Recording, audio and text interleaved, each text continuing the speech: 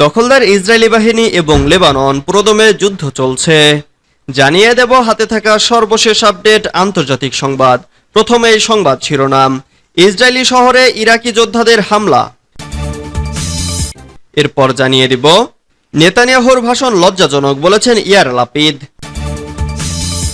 এদিকে ন্যাটো রাশিয়াকে সংঘাতের ব্যাপারে সতর্ক করলেন তুরস্কের প্রেসিডেন্ট। এরপর জানিয়ে দিব 14 লাখ লিটার তেল নিয়ে ডুবে গেছে ট্যাঙ্কার। আরো জানিয়ে দিব বাইডেন সরে দাঁড়ানোর পর ট্রাম্পকে পেছনে ফেলেছেন কমলা হ্যারিস। সর্বশেষ জানিয়ে দিব ইরানের প্রতিরক্ষা সরঞ্জামের আন্তর্জাতিক চাহিদা 4 গুণ বৃদ্ধি। এতক্ষণ শুনছিলেন সংবাদ শিরোনাম, এবারে বিস্তারিত। তবে অনুরোধ থাকবে ভিডিওটিতে একটি লাইক করবেন এবং কমেন্ট করে জানিয়ে দিবেন কোন জেলা থেকে আপনি আমাদের এই ভিডিওটি দেখছেন। ইসরায়েলি শহরে ইরাকি যোদ্ধাদের হামলা। ইসরায়েলি শহরে হামলা চালানোর দাবি করেছে ইরাকের প্রতিরোধ যোদ্ধারা। তারা জানিয়েছে ইসরায়েলের ইলাত শহরের গুরুত্বপূর্ণ লক্ষ্যবস্তুতে হামলা চালিয়েছে। গাজায় ইসরায়েলি আগ্রাসনের প্রতিবাদে লেবাননের হিজবুল্লাহ হুথির সাথে একযোগে হামলা চালিয়ে যাচ্ছে ইরাকের প্রতিরোধ যোদ্ধারা। তারা নিয়মিত ইসরায়েলি নানা স্থাপনা, বিশেষ করে দক্ষিণাঞ্চলের বন্দরগুলোতে হামলা চালিয়ে যাচ্ছে। সাম্প্রতিক সময়ে এই 3 গোষ্ঠীর চালানো যৌথ হামলায় তেল আবিবে এক ইসরায়েলির মৃত্যুর খবর পাওয়া গেছে। গত বছরের অক্টোবর মাস থেকেই গাজায় নির্বিচার হামলা অব্যাহত রেখেছে ইসরায়েল। তেল আবিবের এই আগ্রাসনে গাজার 39,000-এর বেশি মানুষের প্রাণ গেছে। নেতানিয়াহুর ভাষণ লজ্জাজনক বলেছেন ইয়ার লাপিদ। মার্কিন কংগ্রেসের যৌথ অধিবেশনে দেয়া ইসরায়েলের প্রধানমন্ত্রী বেনিয়ামিন নেতানিয়াহুর ভাষণের তীব্র সমালোচনা করেছেন দেশটির সাবেক প্রধানমন্ত্রী ও বর্তমান বিরোধী দলীয় নেতা ইয়ার লাপিদ। কংগ্রেসে দেয়া ভাষণে গাজায় হামাসের হাতে বন্দী ইসরায়েলি নাগরিকদের ফিরিয়ে আনতে চুক্তির বিষয়ে কোনো কথা বলেনি নেতানিয়াহু। এ বিষয়ে সামাজিক যোগাযোগ মাধ্যম এক্স পোস্টে ইয়ার লাপিদ বলেন, গাজায় হামাসের হাতে বন্দীদের দেশে ফিরিয়ে আনার বিষয়ে সুনির্দিষ্ট কোনো চুক্তির কথা না বলেই বক্তব্য শেষ করেছেন ইসরায়েলের প্রধানমন্ত্রী। এটা আমাদের জন্য লজ্জাজনক। এদিকে কংগ্রেসে দেয়া ভাষণে যুদ্ধবিরতি নিয়ে কোনো কথা না বলায় নেতানিয়াহুর বক্তব্যের প্রতিক্রিয়া জানিয়েছে ফিলিস্তিনের স্বাধীনতাকামী সংগঠন হামাসও। হামাসের সিনিয়র কর্মকর্তা শামি আবু জুহরি রয়টার্সকে বলেন, নেতানিয়াহুর বক্তব্য প্রমাণ করে যে তিনি গাজা যুদ্ধ শেষ করতে আগ্রহী নন। তার ভাষণটি ছিল মিথ্যায় পরিপূর্ণ। প্রতিরোধের মুখে ব্যর্থতা এবং পরাজয় ঢাকতে এটি সফল হবে না। ন্যাটো রাশিয়াকে সংঘাতের ব্যাপারে সতর্ক করলেন তুরস্কের প্রেসিডেন্ট। তুরস্কের প্রেসিডেন্ট রিসেপ তাইপ এরদোয়ান বৃহস্পতিবার ন্যাটো এবং রাশিয়ার মধ্যে সংঘর্ষের বিষয়ে উভয়কেই সতর্ক করেছেন। ইউক্রেনকে শক্তিশালী করার লক্ষ্যে একটি জোটের শীর্ষ সম্মেলনে এরদোগান বলেছেন, কূটনীতিরও একটি বিকল্প হতে হবে। ওয়াশিংটনের শীর্ষ সম্মেলনে ইউক্রেনে F-16 যুদ্ধবিমান হস্তান্তর এবং জার্মানিতে দূরপাল্লার ক্ষেপণাস্ত্র মোতায়েনের মার্কিন পরিকল্পনা সহ ঘোষণাগুলো দেওয়া হয়। পাশাপাশি ন্যাটো থেকে খুব গুরুতর হুমকির প্রতিক্রিয়া সম্পর্কে সতর্ক করেছে রাশিয়া।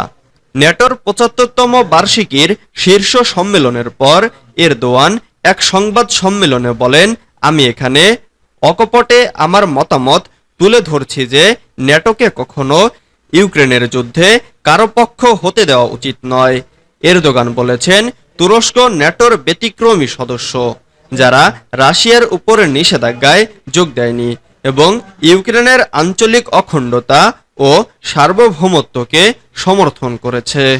তিনি বলেন, আমি জোর দিয়ে বলেছিলাম কূটনীতিকদের বাদ দেওয়া উচিত নয় এবং আলোচনার মানে আত্মসমর্পণ নয়।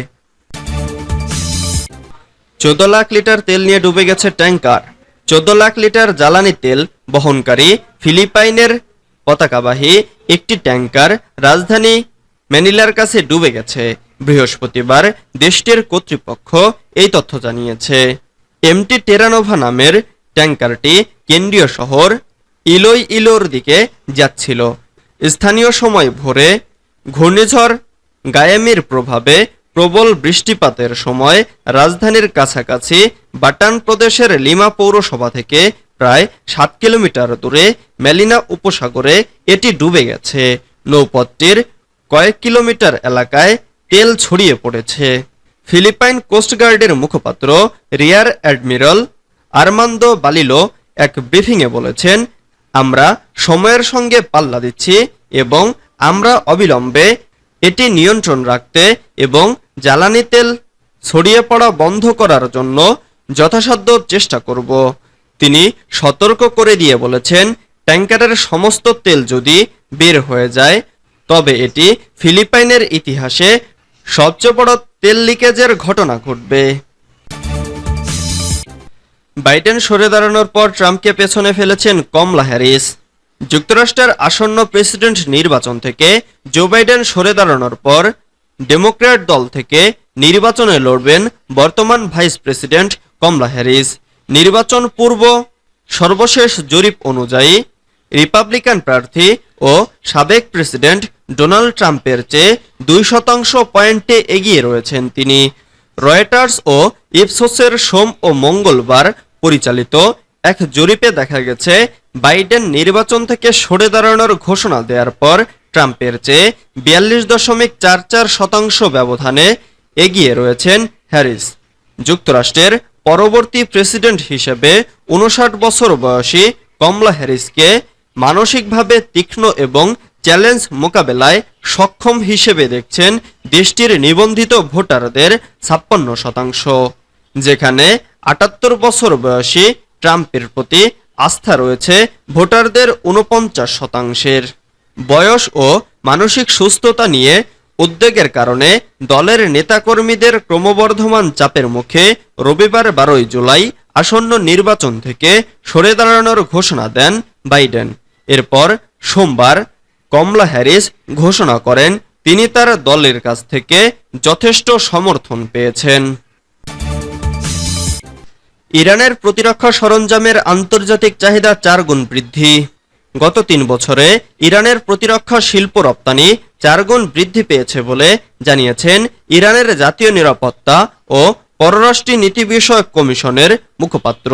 ইরানের জাতীয় নিরাপত্তা ও পররাষ্ট্র নীতি বিষয়ক কমিশন ইরানের সশস্ত্র বাহিনীর প্রতিরক্ষা মন্ত্রী ব্রিগেডিয়ার জেনারেল মোহাম্মদ রেজা কারাই আশতিয়ানির সঙ্গে একটি যৌথ বৈঠক করেছে। ফার্স্টোডের রিপোর্ট অনুসারে ব্রিগেডিয়ার জেনারেল আশতিয়ানি ইরানের প্রতিরক্ষা মন্ত্রণালয়ের অর্জনের উপর একটি প্রতিবেদন উপস্থাপন করেন। সেখানে তিনি বলেন, ইরানের প্রতিরক্ষা ক্ষেত্রে যা অর্জিত হয়েছে তা স্থানীয় জ্ঞানের উপর নির্ভর করেই অর্জিত হয়েছে। একই সঙ্গে তিনি বলেন, গত